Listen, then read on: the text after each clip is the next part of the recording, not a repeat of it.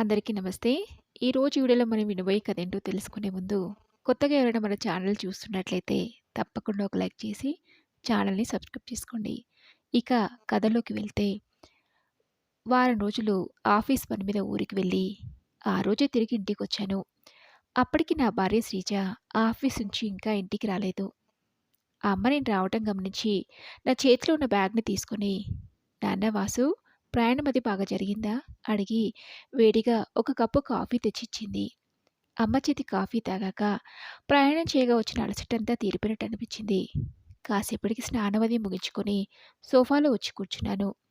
నేను వచ్చినప్పటి నుంచి నాన్న ఇంట్లో ఎక్కడా కనిపించకపోయేసరికి అమ్మని అడిగితే, "అలా వీధి చివరి వరకు వెళ్ళొస్తానని వెళ్ళారా?" అంది. ఇంతలో ఆఫీస్ నుంచి శ్రీజ, స్కూల్ నుంచి నా ఇద్దరు పిల్లలు వచ్చారు. ఈ వారం రోజుల విశేషాలన్నీ ఇంట్లో వాళ్ళతో షేర్ చేసుకొని, నేను లేని ఈ వారం రోజులు ఇంటి దగ్గర విశేషాలు ఏంటి అని అడిగి తెలుసుకున్నాను. అప్పటికే సమయం రాత్రి 8 అవ్వటంతో అమ్మ, శ్రీజ కలిసి వంట పూర్తి చేసి అందరినీ భోజనాలకు రమ్మని పిలిచారు. వారం రోజుల తర్వాత మళ్ళీ ఇంటి భోజనం తింటున్నానని, ఆ రోజు అన్నీ నాకిష్టమైన వంటకాలే చేశారు. అందరం సరదాగా మాట్లాడుకుంటూ భోజనాలు చేస్తుంటే, నాన్న మాత్రం నేనొచ్చినప్పటి నుంచి ఏం మాట్లాడకుండా ముభావంగా ఉన్నారు. ఎప్పుడూ అందరితో గలగలా మాట్లాడే ఆయన అలా ముభావంగా ఉండటం చూసి, "ఏంటి నాన్నా, ఒంట్లో ఏమైనా బాగాలేదా?" అడిగాను. అందుకు నాన్న, "నాకేమైందిరా, నేను బాగానే ఉన్నాను కదా" అని అంతకు మించి మళ్ళీ ఒక్క మాటైనా మాట్లాడకుండా మౌనంగా భోజనం చేస్తుండిపోయారు. అమ్మనడిగా, "ఏంటమ్మా, నాన్నకేమైంది? అలా ముభావంగా ఉన్నారేంటి?" అని. అందుకమ్మ, "ఒక్క నిమిషం మౌనంగా ఉండి, మీ నాన్నగారి స్నేహితుడు మాధవరావు అంకుల్ కాలం చేశాడు వాసు. ఆ వార్త విన్నప్పటి నుంచి ఎవరితో ఎక్కువ మాట్లాడకుండా అలాగే ఉంటున్నారు.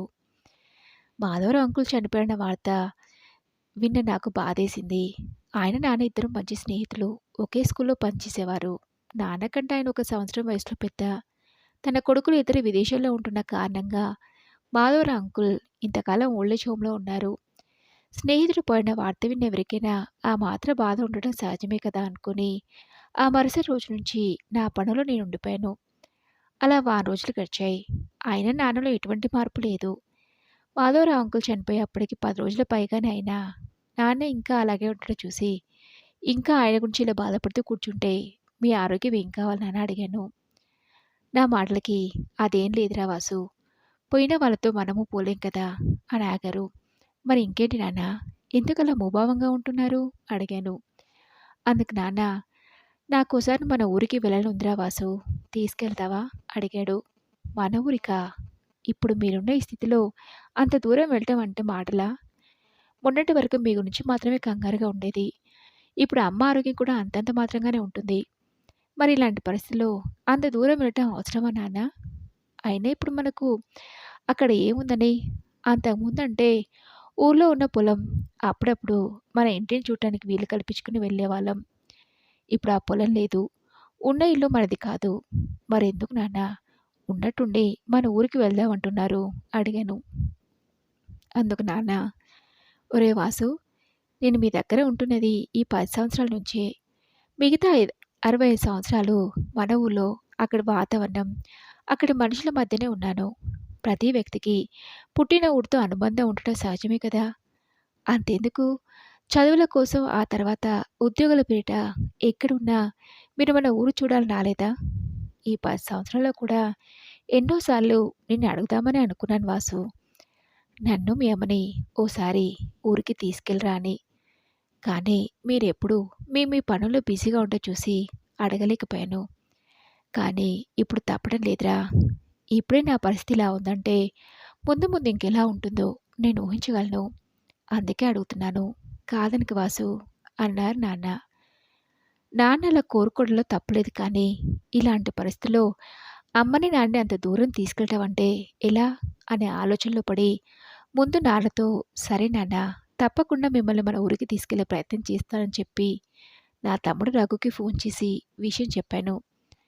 అందుకు రఘు, "ఎలా అన్నయ్య, ఈ పరిస్థితిలో వాళ్ళని ఊరికి తీసుకెళ్ళడం నాన్నకి నచ్చ చెప్పలేకపోయావా? అంత దూరం ప్రయాణం చేస్తే ఇబ్బందవుతుందని" అన్నాడు రఘు. వాడి మాటలకు నేను అదే చెప్పి చూశాను కానీ, నాన్న ఎలాగైనా మమ్మల్ని ఊరికి తీసుకెళ్ళమనడంతో కాదనలేకపోయాను. ఎలాగో నాకు తప్పిన లేదు. పనిలో పని మనం కూడా ఊరు చూసినట్టుంటుంది. నువ్వు రాకూడదు. అందరం కలిసే వెళ్దాం అన్నాను. నువ్వలా అడుగుతుంటే నాకు ఓసారి ఊరిని చూడాలన్నా లీవ్ దొరకడం కష్టం అవుతుందన్నయ్య. సరే ప్రయత్నించి చూస్తా. నా అదృష్టం బావుండి లీవ్ దొరికితే అందరం కలిసే వెళ్దాం అన్నాడు రఘు. సరేరా అని చెప్పి ఫోన్ పెట్టేశాను. మరో 2 రోజులు రఘు ఫోన్ చేసి లీవ్ దొరికిందన్నయ్య. అందరం కలిసే వెళ్దాం. మీరు బెంగుళూరు నుంచి ఫ్లైట్‌లో హైదరాబాద్‌కొచ్చేయండి. ఆ తర్వాత ఇక్కడి నుంచి కలిసి వెళ్దామని చెప్పడంతో అదే విషయం నాన్నతో చెప్పాను. నాన్నందుకు సంతోషించి అమ్మని పిలిచి లగేజ్ ప్యాక్ చేయి కౌసల్య. మనం మన ఊరికి వెళ్తున్నామని చాలా హడావుడి చేశారు. ఊరి విషయం తీయగానే నాలో ఎక్కలేని ఉత్సాహం కనిపించింది.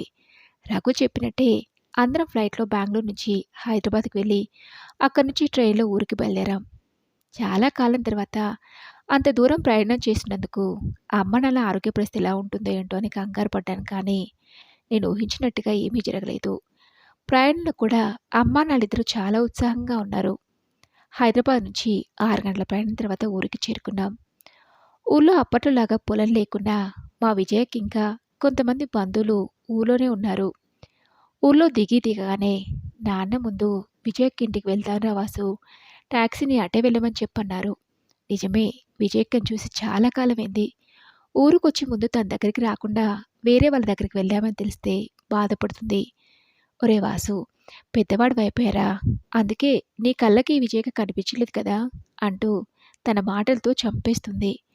అమ్మో, అవన్నీ భరించడం కన్నా నాన్న చెప్పినట్టు విజయక్క ఇంటికి వెళ్ళడమే కరెక్ట్ అనుకుని టాక్సీ డ్రైవర్కి అడ్రస్ చెప్పి అక్కడికే వెళ్ళమన్నాను. అమ్మ నాన్న మా దగ్గరికి తీసుకెళ్ళడానికి వచ్చినప్పుడు తప్పితే ఊళ్ళో మళ్ళీ అడుగుపెట్టింది లేదు. చూస్తుంటే ఊరు చాలా మారిపోయినట్టు అనిపించింది. అప్పుడు పెంకుటిళ్ళన్నీ బహుళ అంతస్తుల ఇళ్ళు అయిపోయాయి. మట్టి రోడ్లు సిమెంట్ రోడ్లలా దర్శనమిస్తున్నాయి. రోడ్డు మీద ఎప్పుడో కానీ ఏదో ఒక టూ వీలరో సైకిల్లో వెళ్ళేది. అలాంటి విశ్రాంతి లేకుండా ఏదో ఒక వెహికల్ వెళ్తూనే ఉంది. కేవలం వ్యవసాయం మీదే ఆధారపడే ఈ ఊరి ప్రజలు ఇప్పుడు వ్యాపారాలు కూడా మొదలుపెట్టారు. 10 సంవత్సరాల్లో ఊరు ఎంతలా మారిపోయింది అనుకుంటుండగానే కారు విజయక్క ఇంటి ముందు ఆగింది. నేను ఆ ఆలోచన నుంచి తేరుకునేసరికే నాన్న కార్ దిగి ఇంటి లోపలికి వెళ్ళారు. రఘు కార్ దిగి డిక్కీలో ఉన్న లగేజ్ కింద పెడుతున్నాడు. ఒరే వాసు, ఇంకా కార్ దిగకుండా అలాగే కూర్చున్నావేంట్రా, అక్క వాళ్ళ ఇల్లొచ్చింది అని అమ్మ పిలవడంతో సరే అమ్మ అని కార్ దిగి రఘు తెచ్చిన లగేజ్ని తీసుకుని ఇంట్లోకి వెళ్ళాను. అప్పటికే విజయక్క నాన్నతో మాటల్లో పడింది. ఆ అమ్మని చూసి ఎలా ఉన్నా పిన్ని, చాలా కాలమే నేను చూసి అని అమ్మని హత్తుకుంది. మమ్మల్ని చూసి ఒరే వాసు, రఘు బాగున్నారా, ఇన్నాళ్ళకనే మీకు ఈ అక్క గుర్తు రాలేదా అని మమ్మల్ని చెరోవైపు దగ్గర తీసుకుంది. కాసేపు అందరం కుశల ప్రశ్నలు వేసుకుని ప్రయాణం చేసి అలసిపోయి ఉంటారు. ముందు మీరు స్నానాలు కానివ్వండి, ఈలోగా నేను టిఫిన్ రెడీ చేస్తానని విజయక్క కిచెన్లోకి వెళ్ళింది. అరగంటలో మా అందరి స్నానాలయ్యి హాల్లోకొచ్చాం. ఈలోగా విజయక్క అందరికీ టిఫిన్లు వడ్డించింది. అలా ఆ రోజంతా విజయక్క ఇంట్లోనే సరదాగా గడిపాం. మా నాన్న విజయక్క వాళ్ళ నాన్న ఇద్దరూ తోడబుట్టిన వాళ్ళు. విజయక్కకి 10 ఏళ్ల వయసున్నప్పుడే పెదనాన్న పెద్దమ్మ ఓ యాక్సిడెంట్లో పోయారు. అప్పటినుంచి విజయక్క బాధ్యతని అమ్మా నాన్నలే తీసుకున్నారు. అన్నదమ్ముల పిల్లలమైనా అంతా ఒక తల్లి పిల్లల ఒకరంటే ఒకరం ప్రేమగా ఉండేవాళ్ళం. చిన్నప్పుడే తన తల్లిదండ్రులు కోల్పోవడంతో పిన్ని బాబాయ్లని తల్లిదండ్రులుగా భావించేది. అమ్మ నాన్న కూడా తనని తన కడుపున పుట్టిన కూతుగానే చూసుకునేవాళ్ళు. అందరం ఒకే స్కూల్లో చదువుకున్నాం. పాఠశాల చదువు పూర్తి చేసుకుని కాలేజీ చదువులకి పక్క ఊరికి వెళ్ళేవాళ్ళం. విజయక్కది డిగ్రీ పూర్తవగానే తెలిసిన వాళ్ళది ఓ మంచి సంబంధం రావడంతో అమ్మ నాన్నలు తనకి పెళ్లి జరిపించారు. తాతయ్య బ్రతుకున్నప్పుడే తన పేరు మీద ఉన్న 40 ఎకరాల పొలంలో 20 ఎకరాలు నాన్న పేరు మీద రాసి మరో 20 ఎకరాల పొలం ఇల్లు విజయక్క పేరు మీద రాశాడు.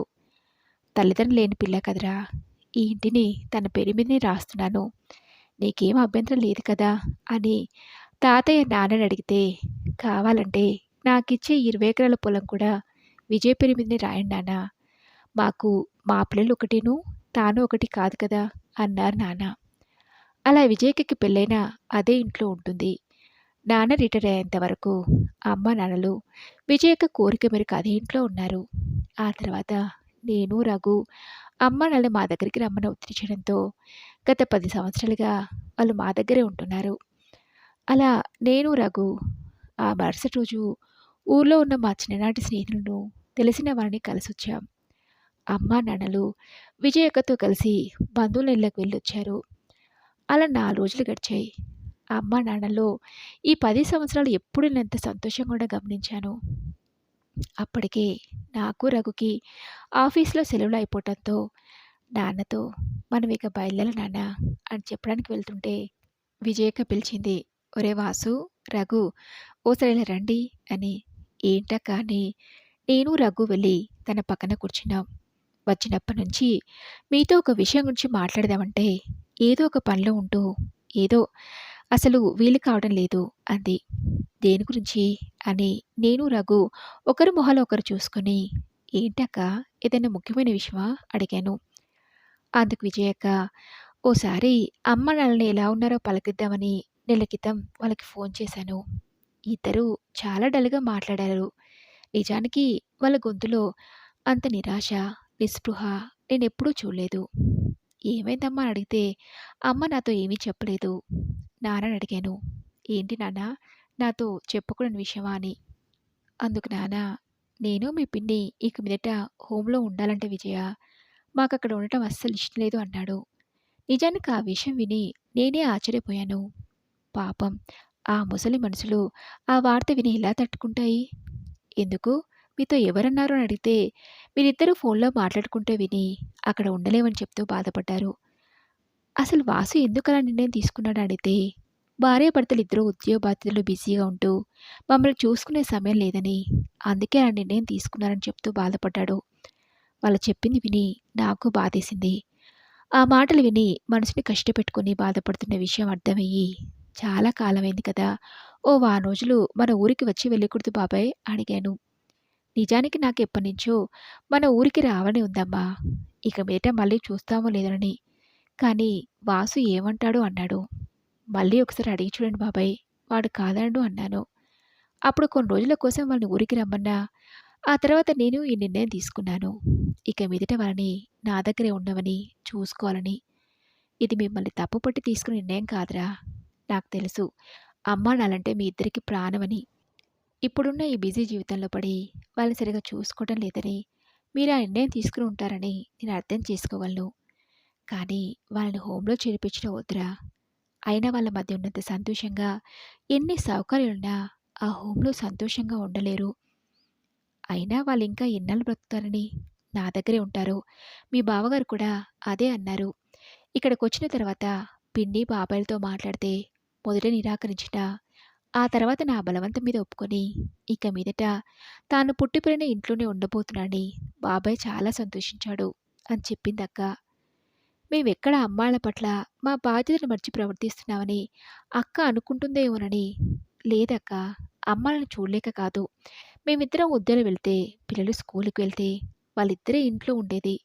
ఇద్దరికీ వయసైపోతుంది. ఎప్పుడు ఏ ఎమర్జెన్సీ వస్తుందని భయం. ఈ వయసులో పక్కనే ఎవరో ఒకరు ఉండి చూసుకోవాల్సింది పోయి, తప్పని పరిస్థితిలో ఒంటరిగా వదిలేసి వెళ్తున్నాం. రఘు వాళ్ళది కూడా అదే పరిస్థితి. అందుకే హోమ్‌లో అయితే ఎప్పుడు ఎవరిదో ఒకరి పర్యవేక్షణ ఉంటుందని, వైద్య సదుపాయాలకి ఎలాంటి ఇబ్బంది ఉండదని, పైగా తమ వయసు వాళ్ళతో వాళ్ళకి కాలక్షేపంగా ఉంటుందని అలా నిర్ణయం తీసుకున్నాం. అందుకు వాళ్ళు ఒప్పుకుంటారో లేదో అనే విషయం కూడా వాళ్ళకింకా చెప్పను కూడా లేదు. ఇది కేవలం మా ఆలోచన మాత్రమే. విషయం వింటేనే అమ్మానాన్నలు అంత బాధపడ్డారంటే, మా ఆలోచన మానుకుంటామక్కా. ఇంట్లోనే వాళ్ళని కనిపెట్టుకుని ఉండే ఓ మనిషిని పెట్టుకుంటాం కానీ, ఇక్కడ వద్దక్కా అని ఈ విషయం అమ్మానాన్నకి అర్థమయ్యేలా చెప్పి, వాళ్ళ మనసుని కష్టపెట్టుంటే క్షమాపణ కూడా వస్తానని చెప్పి, అక్కడి నుంచి వెళ్ళబోతుంటే, నాన్ననే అక్కడికొచ్చారు. "సారీ నాన్న, మిమ్మల్ని చూసుకోవడం బరువనుకుని కాదు" అని చెప్పబోతుంటే, "ఒరేయ్ వాసు, నేనంతా విన్నానురా. మిమ్మల్ని అర్థం చేసుకోగలను. ఓవైపు వృత్తి బాధ్యతలు, అటు కుటుంబ బాధ్యతలు, మరోవైపు మా కోసం సమయం ఇవ్వలేక వీటన్నింటి మధ్య మీరెంత నలిగిపోతున్నారో నాకు తెలుసురా. మీరు మాట్లాడుకోవడం విని బాధనిపించినా, ఆ తర్వాత మాకు హోమ్‌లో ఉండటమే కరెక్ట్ అనిపించింది.